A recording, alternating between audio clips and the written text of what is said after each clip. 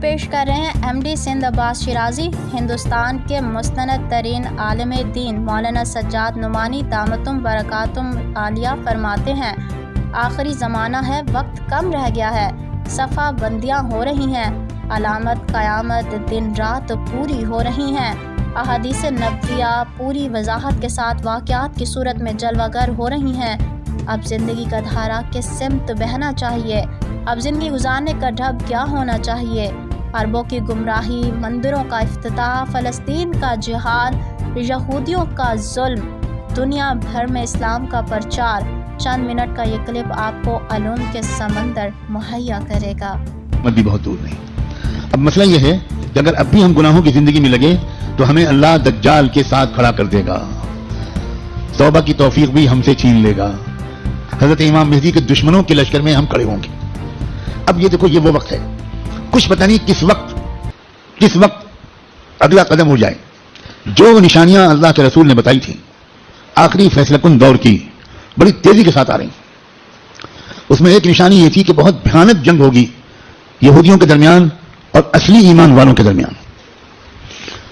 اس لیے جو کچھ اس وقت غزہ اور فلسطین میں ہو رہا ہے، اس سے ہر ایمان والے کا ایمان ہزاروں گنا ہر منٹ میں بڑھنا چاہیے، اس لیے کہ وہی ہو رہا ہے جو اللہ کے رسول بتا کر گئے تھے۔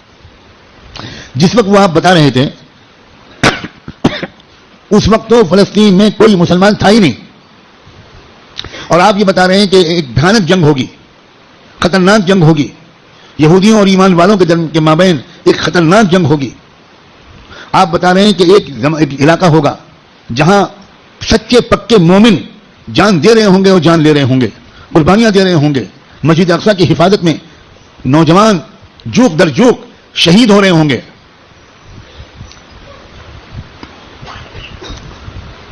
اور اللہ وہاں کے مجاہدوں سے سب سے زیادہ خوش ہوگا، اصلی ایمان والے وہیں پر ہوں گے۔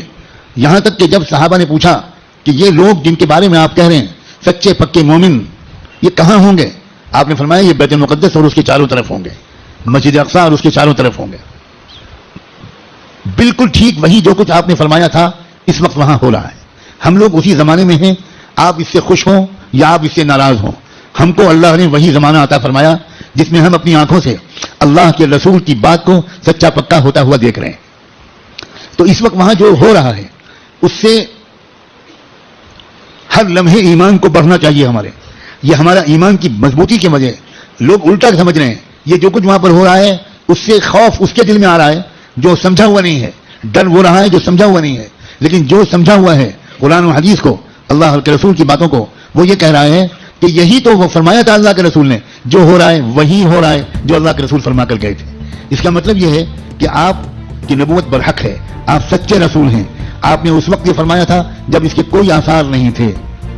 اب آپ نے جو آئندہ کے بارے میں فرمایا تھا کہ جو ہوگا، جب وہ ہو رہا ہے اور پچھلے 6 مہینے سے ہو رہا ہے، بلکہ پچھلے 75 سال سے ہو رہا ہے، جو اللہ کے رسول بتا کر گئے تھے، تو اس کے بعد میں جو ہوگا اس مقابلے کا آخری انجام، اس کے بارے میں اللہ کے رسول نے جو کچھ فرمایا وہ بھی یقیناً ہو کر رہے گا۔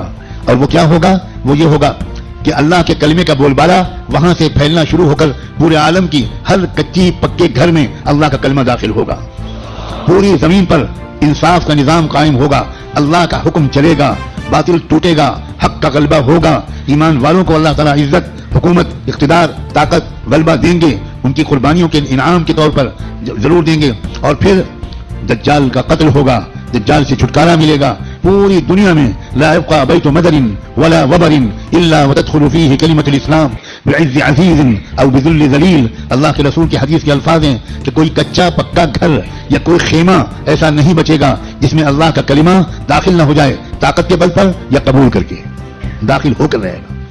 اس لیے لوگوں یہ بہت چوکنا رہ کر جینے والا زمانہ ہے۔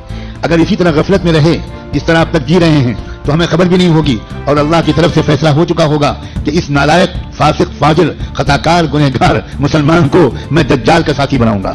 یہ امام مہدی کا ساتھی نہیں بنے گا، یہ حق کا ساتھی نہیں بنے گا، یہ سچ اور انصاف کا ساتھی نہیں بنے گا، یہ مظلوموں کا خادم نہیں بنے گا، یہ ظالموں کا ایجنٹ بنے گا، یہ ظالموں کا مخبر بنے گا، یہ ظالموں کا دلال بنے گا، 4 پیسے کے لیے تھانے پہ جا کر مخبری کرے گا۔ یہ فیصلہ کسی لمحے ہم میں سے کسی کے بارے میں ہو سکتا ہے۔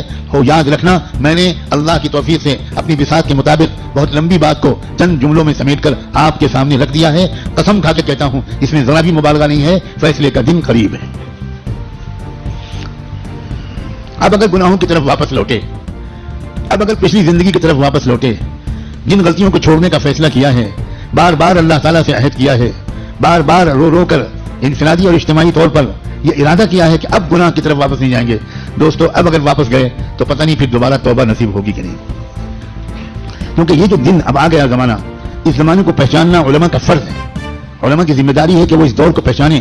پچھلے دور کی روایتی باتوں سے کام نہیں چلے گا، اب آپ کو اکابر علماء کے پاس رہنا پڑے گا، کچھ مہینے گزارنے پڑیں گے، تربیت لینی پڑے گی، ان کا اعتماد حاصل کرنا پڑے گا۔ جب اعتماد ہوگا تب وہ آپ کو خاص خاص باتیں بتائیں گے، تب وہ آپ کو اپنے سینے کا علم منتقل کریں گے، تب آپ کو وہ امانت سونپیں گے، آپ کو ایک ذمہ داری سونپیں گے کہ بھئی کس طرح امت کے عوام اور خواص کو، امت کے مردوں اور عورتوں کو، اور خاص طور پر امت کے نوجوانوں کو کس طرح سنبھالنا ہے۔ سب سے زیادہ بنیادی بات اس وقت مجھ کو اپنے سے بھی کہنی ہے اور آپ سے بھی، وہ ہے استقامت۔ اب جمنا ہے، کہو انشاءاللہ۔